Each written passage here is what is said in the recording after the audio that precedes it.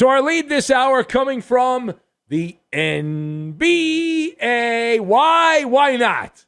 Why not? That's where the story of the day is, with reports of tension, palace intrigue between the front office and the star player. LeBron James has done the unimaginable, the unthinkable. Did you hear? Maybe not.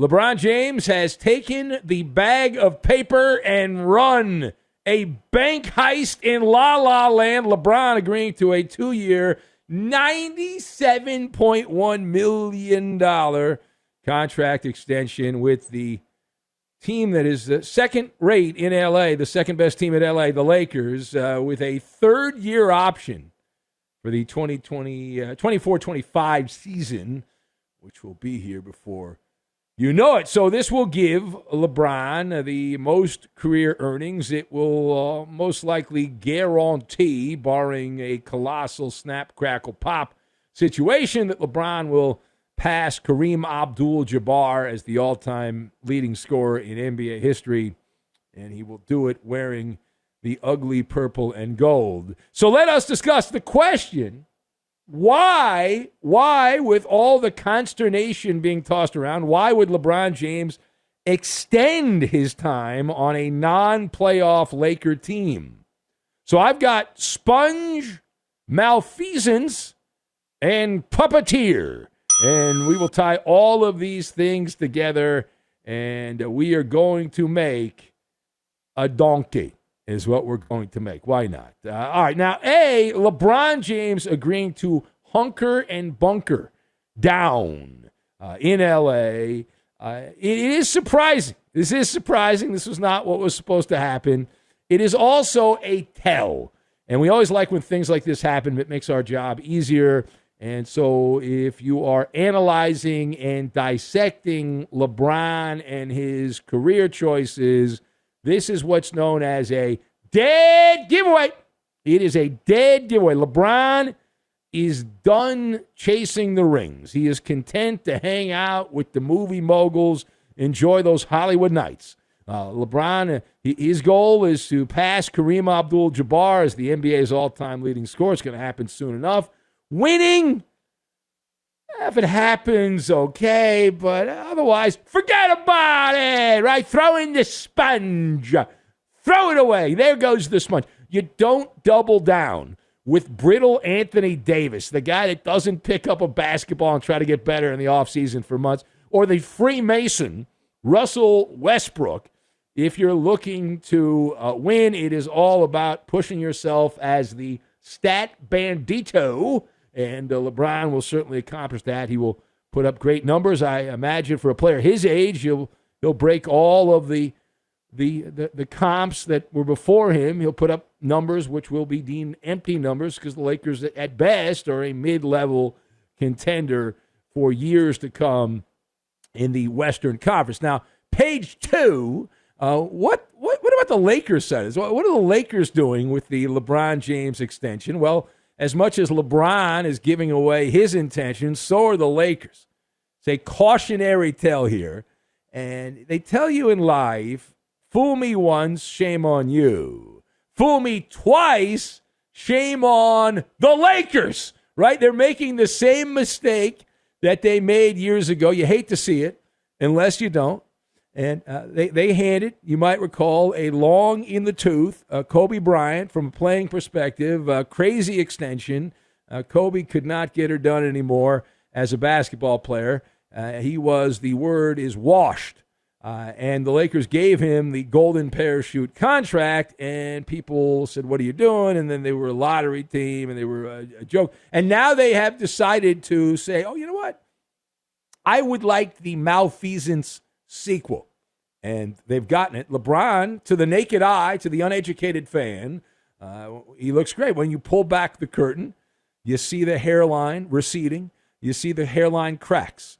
Bunkering down with an aging athlete. Don't let a falling star fall on you. LeBron has not played an entire season since the 2017-2018 campaign. He has not won a playoff series as a Laker outside of an amusement park in Florida.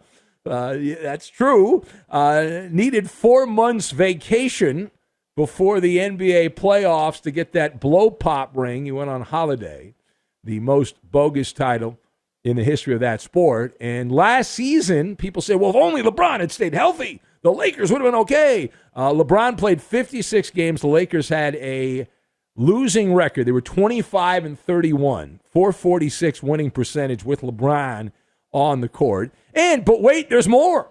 LeBron's going to be 38 years old, about midway through the season, a little before midway point there in December, late December. What could possibly go wrong? Nothing, right? Oh, it'll be a storybook situation. All right, last word here.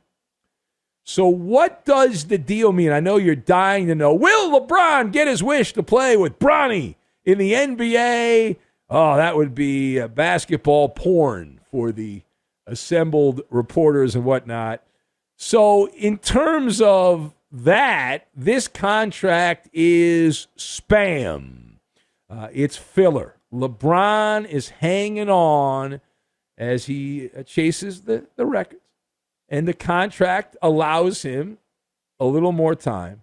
It buys him a little time before Bronny James is eligible for the NBA. Yeah. Hallelujah, right?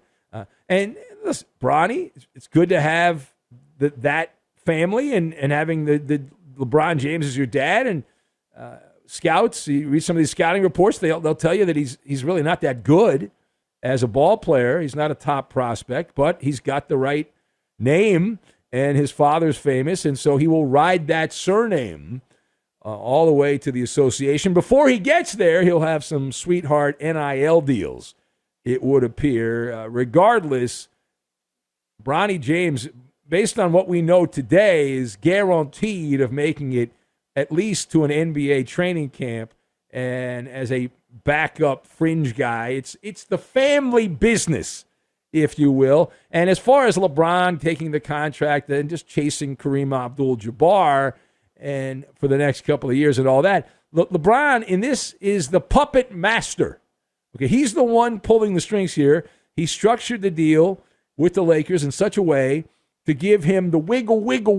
He's got a little wiggle room in this contract. The timeline of the deal lines up so that LeBron can be a free agent in either 2024 or 2025, which happens to be when Bronny will be welcomed with open arms to the NBA fraternity. And he would, of course, prefer LeBron if Bronny would join him with the Lakers, but the Lakers don't have any picks. If Bronny is not drafted, and he's supposedly not very good compared to the other top basketball prospects, so if he is not drafted, there's only 2 rounds of the NBA draft, and that would work out well.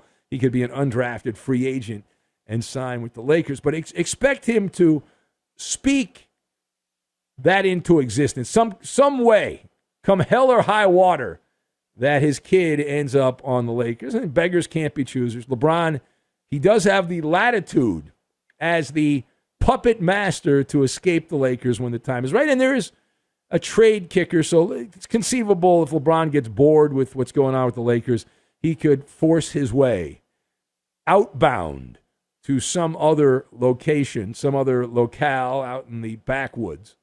And so everything is on track for LeBron. He's got paid a lot of money, as much as you can get conceivably in this salary cap world of the NBA, and he's still got the father-son confab that is in line for a couple years down the line. And immediately after LeBron agrees to this contract, the toadies that are in the basketball media who are desperately trying to get the Lakers to be good again, and they are throwing out all kinds of scenarios that there are actually teams who are dumb enough that will now trade for Russell Westbrook because of the LeBron extension.